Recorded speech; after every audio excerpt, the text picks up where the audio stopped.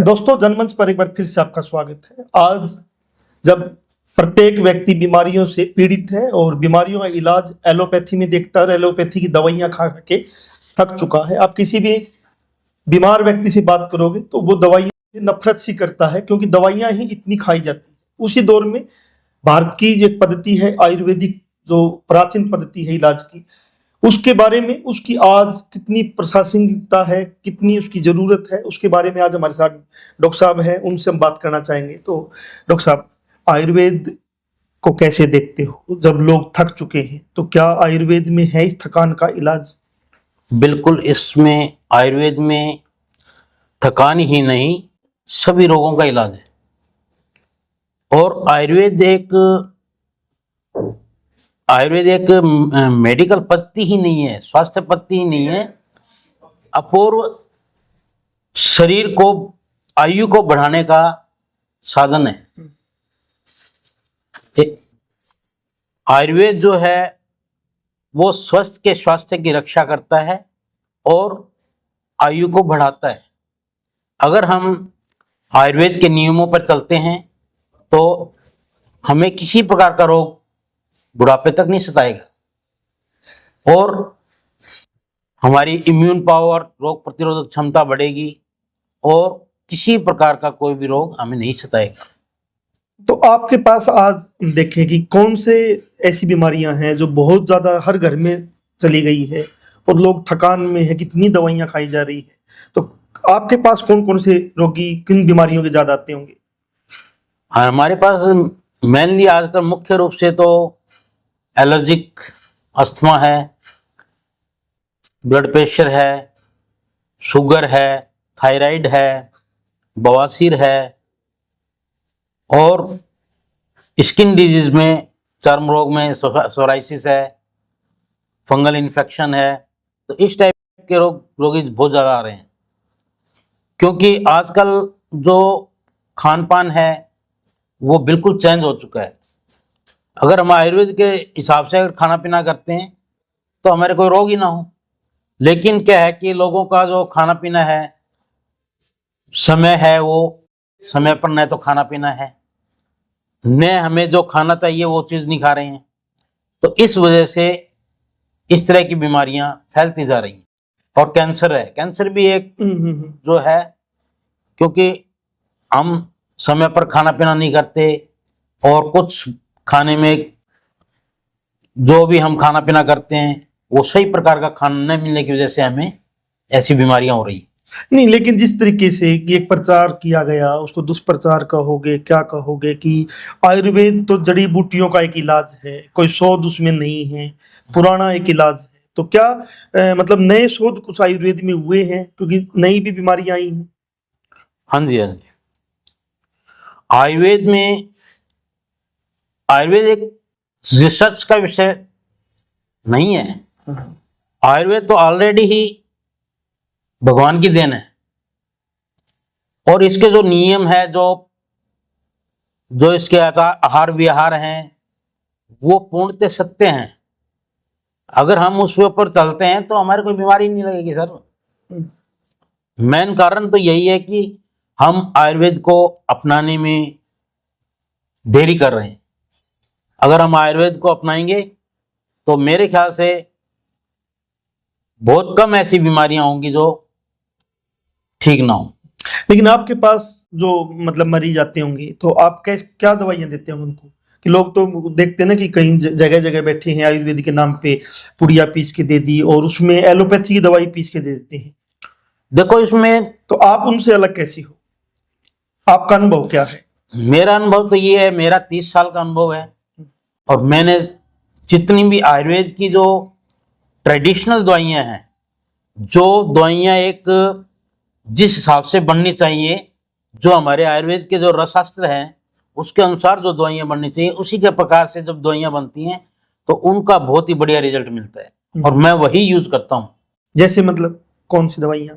जैसे कि आप जैसे बुखार की ले लो, ठीक है जी, संजीवनी बटी है, मृत्युंजय रस है, गिलोय सत्व है, तो ये सारे जो हैं दवाइयाँ, आयुर्वेदिक जो दवाइयाँ, जो ट्रेडिशनल दवाइयाँ जिस हिसाब से बनती हैं उसी हिसाब से बनाई जानी चाहिए, और तभी हमको उसका रिजल्ट मिलेगा। और मैंने अभी तक मेरी लाइफ के अंदर इतने मरीज ठीक किए हैं, तो उसका कारण यही है कि मैं हमेशा रस शास्त्र के अनुसार, जो आयुर्वेदिक रस शास्त्र के अनुसार जो भी दवाइयाँ बनती हैं उन्हीं का यूज किया है और उन्हीं का रिजल्ट मिला है। आपने खाने पीने का कहा कि खाने पीने का जो सिस्टम बदला है, जो चेंज हुआ, उससे बीमारियां भी आई हैं। हाँ जी। खासकर महिलाओं में देखते हैं कि हार्मोन्स चेंज के कारण उनकी ल्यूकेरिया की बीमारी है या हाँ दूसरी जी। बीमारियां, हाँ जी। वो उसको कैसे देखते हो आप? उसको भी आयुर्वेद के अंदर बहुत से योग हैं। स्त्री रोग के लिए बहुत सारे योग हैं। हार्मोन इम्बैलेंस है तो उसको इम्प्रूव करने के लिए भी योग हैं। और महिलाओं में किसी प्रकार का इन्फेक्शन हो जाता है तो उसका भी बहुत बढ़िया इलाज है।